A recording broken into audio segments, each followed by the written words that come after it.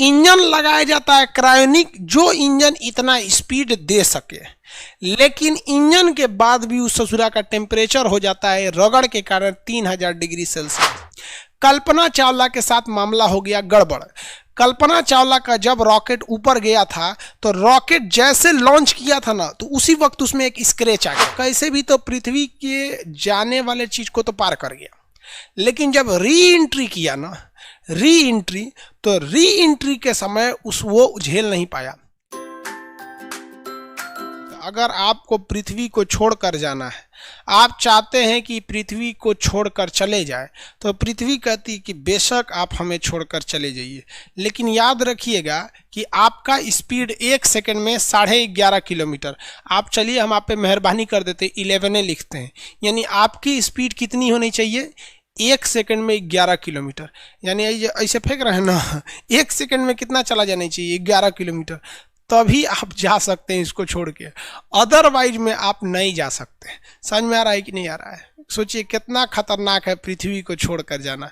इसीलिए हवाएं, आंधी, तूफान, ये बादल जो हमारे पे वर्षा कराते हैं, ये हमारे वफादार नहीं है, ये कब का हमें दगा देकर चले जाते हैं।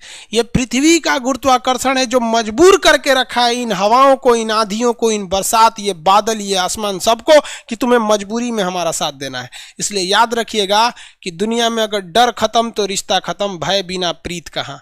और मिजाज में कुछ सख्ती भी जरूरी है, वरना लोग पी जाते हैं अगर समंदर खारा न होता। अगर गुरुत्वाकर्षण न होता तो ये ऑक्सीजन, नाइट्रोजन सब भाग जाते हैं सब यहाँ से दूसरे गोला पे। ये खींच के रखा है हमारे लिए। और ऐसा नहीं है कि अगर आप दूसरे ग्रह पे ईंटा चलाइएगा तो पृथ्वी पे घुस जाएगा। ईंटा के लिए भी यही नियम है कि हमें छोड़कर जाने वाले भी 1 सेकंड में 11 किलोमीटर की स्पीड प्राप्त करके दिखाएं, और हमारे अंदर आने वाले भी इतने ही स्पीड को दिखाएं, वरना बर्बाद हो जाओगे, नहीं आने देंगे। अगर मान लीजिए जाने के लिए चल गए और उधर से कहेंगे दूर तरीका ढलान पे से, कैसे पहाड़ पे से आदमी उतरता है ढलान पे से, कहता है इंजन बंद कर दो ना, आराम से चलते हैं, डगरना ही ना है, डगरना। तो ना डगरौना नियम काम नहीं करेगा, आते वक्त में भी इतना ही स्पीड होनी चाहिए। तो ये स्पीड को देने के लिए 2 चीजें आती हैं। पलायन वेग को देने के लिए इंजन में आता है, एक आता है जिसे कहते हैं क्रायोनिक इंजन। ये क्रायोनिक इंजन जो होता है ये बहुत ही माइनस टेम्परेचर पे, -200 डिग्री सेल्सियस पर काम करता है क्रायोनिक इंजन। ये क्रायोनिक इंजन कहाँ लगाए जाते हैं? तो रॉकेट्स में लगाए जाते हैं। रॉकेट उसे कहते हैं जो वो वापस लौट कर नहीं आता है, सैटेलाइट को छोड़ देता है। और एक होता है शटल। शटल जो होता है स्पेस शटल, ये लौट कर आता है। लेकिन लौट कर आने के लिए इन दोनों में कौन से इंजन लगाए जाते हैं? Cryonic engine. Cryonic engine -250 degree Celsius पर काम करता है, इतना तगड़ा होता है क्रायोनिक इंजन। ससुरा कल्पना कीजिए कि आपके गांव से कोई दूसरा शहर है 11 किलोमीटर। ऑनलाइन वालों को तो पता नहीं चलता रहता कहाँ कहाँ है। बात समझिए, आप सोच सकते हैं कि आपसे 11 किलोमीटर दूरी पर कौन सा शहर है, और सोचिए आपकी गाड़ी की स्पीड इतनी होनी चाहिए कि 1 सेकंड में वहां पहुंच जाए। कितनी भयानक स्पीड होनी चाहिए पृथ्वी को छोड़ने के लिए पलायन वेग समझ में आ रहा है कि नहीं आ रहा है? 11.2 किलोमीटर प्रति सेकंड रहना चाहिए, और आने के लिए भी इतना। इसमें सबसे बड़ी बाधा क्या आती है पता आपको? सबसे बड़ी बाधा आती है हवाओं का घर्षण। आप ट्रेन में या मोटरसाइकिल में या बहुत तेज गति से चलने वाली वाहन में आप केवल अपना मुंडिया बाहर निकालिएगा, इतना तेज हवाओं का रगड़ आएगा, इतना तेज आएगा कि आपका मुड़िया ससुरा लगेगा उधिया जाएगा। इसीलिए जब कोई चीज 1 सेकंड में 11 किलोमीटर जाती है, तापमान इसका हो जाता है 3000 डिग्री सेल्सियस। इसलिए इसको बचना जरूरी होता है। इसके लिए इसके बाहर एक लेप लगाई जाती है जिसका नाम होता है कार्बन फाइबर, और होता है टाइटेनियम। कार्बन फाइबर या टाइटेनियम की एक परत चढ़ा दी जाती है।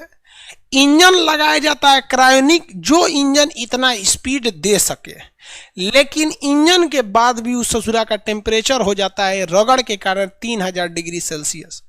इसको रोकने के लिए उसके बाहर कार्बन फाइबर और टाइटेनियम की एक परत लगा दी जाती है। ये परत उस घर्षण से उत्पन्न होने वाले टेम्परेचर को अंदर आने नहीं देता है। इसलिए अंदर का इंजन, अंदर के इंस्ट्रूमेंट्स, अंदर बैठे शटल में, रॉकेट में तो आदमी नहीं बैठता, आदमी बैठेगा शटल में, क्योंकि रॉकेट वापस से नहीं आता, बैठा के छोड़ दीजिएगा ऊपर रह जाएगा। तो अंदर बैठे रॉकेट या शटल की चीज सुरक्षित रहते हैं। कल्पना चावला के साथ मामला हो गया गड़बड़। कल्पना चावला का जब रॉकेट ऊपर गया था तो रॉकेट जैसे लॉन्च किया था ना, तो उसी वक्त उसमें एक स्क्रैच आ गया था, लड़ गया था, उसका एक पार्ट टूट के नीचे गिरा और लड़ गया, स्क्रैच आ गया था।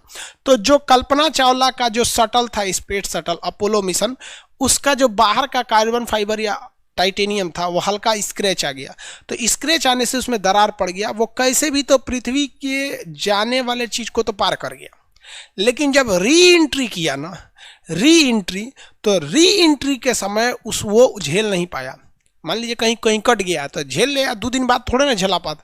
वापस आते समय वो हल्का सा एरिया कटा था, बहुत ज़्यादा नहीं, इतना एरिया कटा हुआ था, लेकिन उसी एरिया का टेम्परेचर 3000 डिग्री हो गया, बाकी सही रहा, तो वो एरिया गल गया, और गलने के बाद वहीं से क्या हो गया, ब्लास्ट कर गया, और कल्पना चावला के शरीर के चीथड़े उड़ के चले हैं। यहाँ पर जाने में थोड़ी सी गलती की गई थी, 1.5 महीना लगा था इसकी जाँच करने के लिए। बाद में जब वीडियो रिकॉर्डिंग आया तब सामने आया था कि जैसे जा रहा था तो इसका एक पार्ट नीचे मतलब